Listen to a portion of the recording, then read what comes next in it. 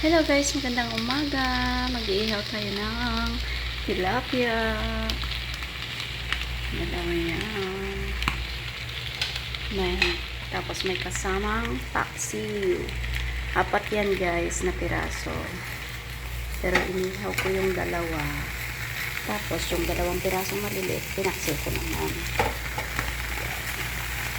Sa halagang 12 real, may ulam ka na.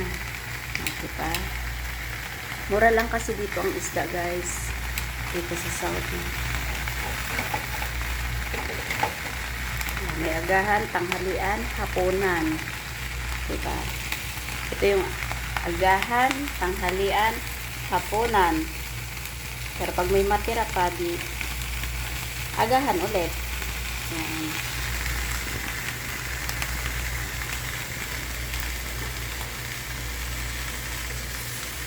Wala tayong uling guys, kaya sa kalan na lang mag-ihaw.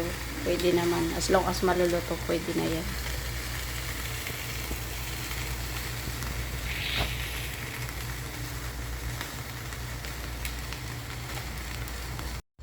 Luto na guys, at pwede na kumain.